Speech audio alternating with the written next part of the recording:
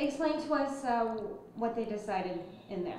Well, just a real positive development that the Redevelopment Commission wants to move forward with the project, kind of structured it a little bit differently. They had a couple of options available to them from the, there's a couple different series of bonds here that we want to use to pay for this. An initial bond to help pay for the soft costs, and then a bond from the Redevelopment Commission to be paid out of TIF revenues for the police station, and then their smaller bond that the city administration then would take out to cover the whole cost of the project. And what happened tonight was moving that project to the next step.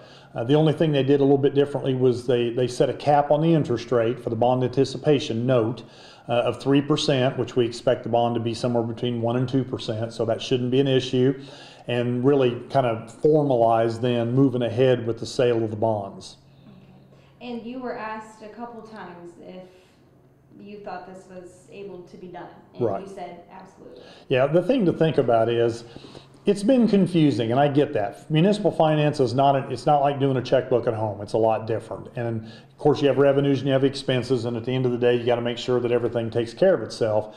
But how you get there is much different in government. And when we talk about the edit funds, the economic development income tax money that we're going to use to make this bond payment, we take in about $4.5 million a year. And then we don't have any obligations against that. We don't have any other debt against that. What we have that every year we put a budget together and we spend money out of it, obviously, to pave streets, do sidewalks, things like that. But we'll carve out a special piece of that to make these bond payments. For the first 2 years, it's going to be about $50,000 a year. And then we'll have a bond payment of about $250,000 a year for several years after. My guess is, though, we'll be able to pay that off early because we have plenty of revenue coming in that particular area. That's not part of our budget that's stressed, and so we can make this work. And so I'm very confident that we will have no problem making these bond payments until it's paid in full. We're only borrowing $2.7 million, so it'll be very easy to be able to handle this. Last time we talked, Mayor, you had said there seemed to be some politics going on. Do you feel like those were set aside tonight and what needs to be done got done, or no? No, I think there's always politics at play, especially in an election year. So no matter what anybody might say, you can't say there's no politics involved in things. There's been some things that have kind of been slowed down and decisions not made in a timely fashion all throughout this process. And you can attribute it to whatever you want, but we've known all along we can get the funding. We know that we can do our part of this deal. We just need to pull it all together. And finally tonight, we made that big step. So I'm hopeful that there aren't any politics at play from this point on, or hopefully that maybe some of that was just looked like politics and maybe it wasn't. But that's what I hate, is we're all on one team here in the community and we need to be moving things forward together. Doesn't mean everybody has to agree with everything, but come and talk to us instead of just doing it through the media or some other vehicle. Come and talk to us directly. We'll get your questions answered. If you don't like what you hear, that's fine, but don't base it on gossip and hearsay. So moving forward, what's next now? The next step will be for the City Council tomorrow night to approve their portion of this, which we're very, very hopeful and confident that that's going to happen.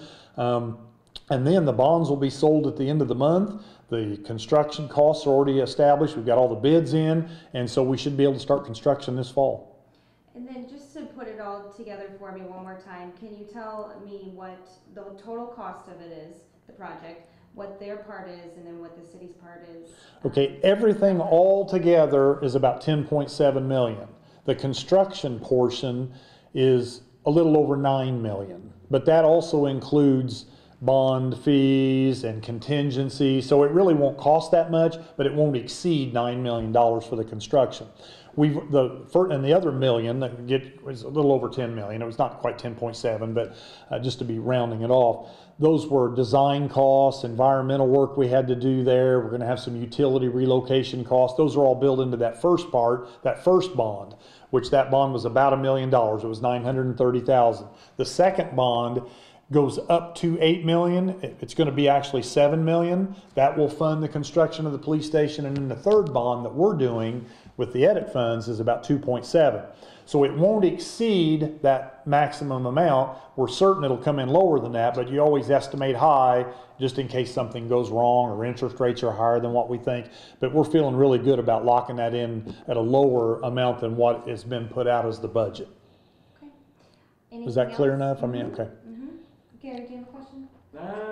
You know, Mayor, when you're talking to Mr. Conley in there, he had a lot of questions about whether you guys can afford this or not. But the main thing is, kind of like you were saying, there's different places where we get the money and not. Can you just explain that? If I'm just a guy at home, kind of explain that if you can. That's the complicated part. You know, what's difficult and what sometimes gets reported through the media or you hear on the street corner or somebody sends in a Facebook message. I mean, you know how this stuff works. There's a lot of sources of information and it gets kind of twisted and confused. And so the thing to keep in mind is we have about 80 different funds in the city.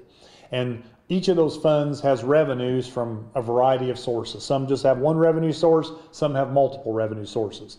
Some of those revenues come in monthly, some of those revenues come in twice a year.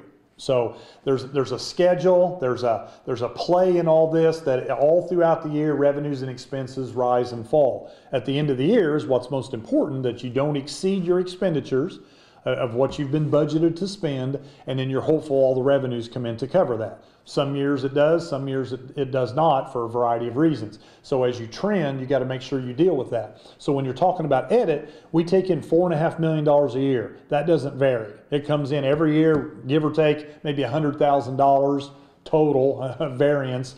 And so we know what those funds are going to be. We build a budget each year to support that $4.5 million.